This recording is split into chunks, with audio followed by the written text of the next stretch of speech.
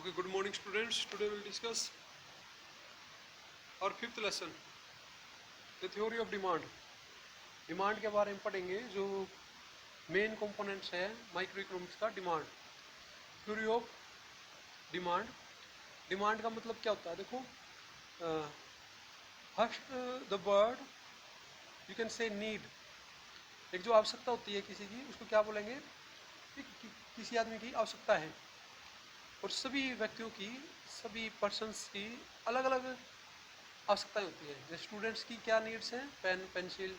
Businessman की अलग है, ठीक है। डॉक्टर्स की नीड्स अलग है, लॉयर है, ठीक, इंजीनियर है, सबकी नीड्स अलग अलग है, ठीक है। उसको नीड्स बोलते हैं। अब आता है वांट्स, इच्छाएं। इच्छा क्या होती है? एक ऐसी इच्छा जिसके लिए रिसोर्स नहीं है। समझ गई? देखो, एक होती है जैसे वो चीज़ अवेलेबल है, कुछ चीज़ें अवेलेबल नहीं होती। कुछ चीज़ें अवेलेबल कैसे होती हैं? भाई आपकी इच्छा है, you wants A car, luxury car, but you have not resource, आपके पास रिसोर्स नहीं है। ओके, मतलब कि आपकी ज़रूरत है, आपकी इच्छा है, but you haven't resource. Okay, first you have clear needs. आवश्यकता पता लग गया आपको कि किस चीज़ की ज़रूरत है। सबकी आवश्यकताएं अलग अलग होती हैं।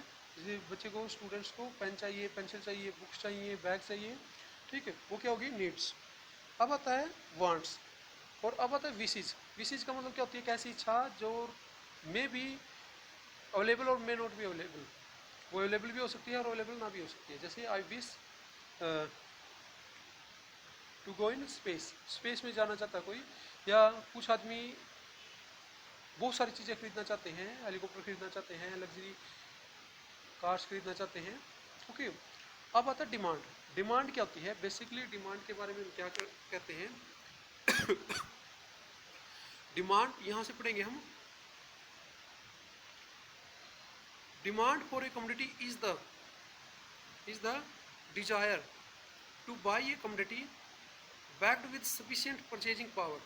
अब डिमांड किसे कहा जाता है? जब एक आदमी को जरूरत है किस चीज़ की, फर्स्ट पॉइंट क्लियर, नीड्स है उस चीज़ की। सेकंड वन, उसके पास परचेजिंग पावर है, उसके पास पैसे भी हैं, ठीक है। And the third one, that particular good should be available in the market, वो मार्केट में अवेलेबल भी होनी चाहिए। That is called demand. आ गया समझ में? अब यहाँ से देखो कंप्लीटली, यहाँ से समझ में आएगा आपको। कहाँ से? यहाँ डिमांड से, ठीक है। क्या कहता है ये? Demand of A commodity is the desire. आपकी इच्छा होनी चाहिए खरीदने की। ऐसा नहीं कि खरीदने की इच्छा है, लेकिन यू हैव परचेजिंग पावर, आपके पास परचेजिंग पावर, मतलब आपके पास मनी होनी चाहिए उस चीज़ को खरीदने के लिए। The good should be available in the market, वो मार्केट में अवेलेबल भी होनी चाहिए।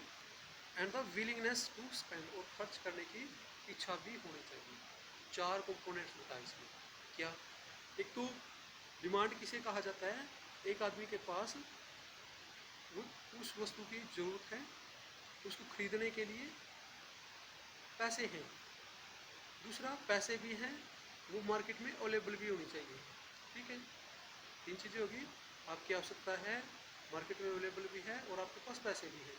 एंड विलिंगनेस टू परचेज, और उस चीज़ को खरीदने की इच्छा भी है। मान लो एक आदमी पैसे डाल रहा है, ठीक है, उसके पास पैसे भी हैं, मार्केट में अवेलेबल भी है, और उसकी जरूरत भी, लेकिन खरीदना नहीं चाहता, ऐसे तो उसको डिमांड नहीं कहेंगे। तो चार कंपोनेंट्स हो गए। एक आदमी की जरूरत भी है, वो मार्केट में चीज़ अवेलेबल भी है, उसके पास परचेजिंग पावर भी है, और वो खरीदना भी चाहता है। इनमें से ये कंपोनेंट्स नहीं है। मान लो जैसे अवेलेबल नहीं है, तो उसको डिमांड कैसे कहेंगे? मार्केट में है ही नहीं वो चीज़ें, ठीक है। आपके पास पैसे भी हैं, इच्छा भी है खरीदने की, जरूरत भी है, लेकिन अवेलेबल नहीं है, उसको डिमांड नहीं कहेंगे। या एक कंपोनेंट्स कोई दूसरा है, जैसे विलिंगनेस नहीं है, पैसे जेब में डाले नहीं, इच्छा नहीं है खरीदने की, तो भी डिमांड नहीं कहेंगे। या पैसे नहीं है, इच्छा भी है, अवेलेबल भी है, तो उसको भी डिमांड नहीं कहेंगे। तो चारों कंपोनेंट्स को मिला के उसको बोला जाता है इकोनॉमिक डिमांड, या डिमांड कहा जाता है उसको। आगे समझ में? डिमांड और ए कमोडिटी इज, किसी वस्तु की मांग से अभिप्राय उससे है the desire two by A commodity, वस्तु को खरीदने की अक्षमता, ठीक, या power, backed with sufficient purchasing power, जिसके पास परचेजिंग पावर है, सफिशिएंट होता है अवेलेबल, सफिशिएंट मतलब काफ़ी, वो खरीदने के लिए। मान लो 100 रुपये की चीज़ है तो 100 रुपये होने चाहिए, ऐसा नहीं कि 80 डाले हैं या उससे कम पैसे हैं तो वो खरीदना चाहता है। सफिशिएंट परचेजिंग पावर होनी चाहिए और विलिंगनेस होनी चाहिए, उसको बोला जाता है डिमांड। क्लियर है? What do you mean by demand? पूरा लेसन हम इस डिमांड से रिलेटेड पढ़ेंगे। तो मार्शल ने ये थ्योरी दी थी, जो माइक्रो इकोनॉमिक्स के फादर माने जाते हैं। Okay, Alfred Marshall.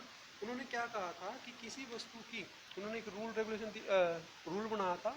ठीक, उन्होंने क्या कहा था, यदि किसी वस्तु का प्राइस बढ़ता है तो उसकी मांग ऑटोमेटिकली कम होती चली जाएगी, उसको लोग कम खरीदेंगे। ठीक है, और यदि किसी वस्तु का प्राइस कम हो जाता है तो ज़्यादा खरीदने वाले हो जाते हैं। ये रूल दिया था, ये जो लॉ दिया था, इसको लॉ बोला जाता है, law of demand, given by Alfred Marshall. Alfred Marshall ने इसका जो लॉ दिया था उसको बोला जाता है लॉ ऑफ डिमांड। ओके, तो ये कंसेप्ट है, कंसेप्ट क्लियर करनी है आपको। Okay students.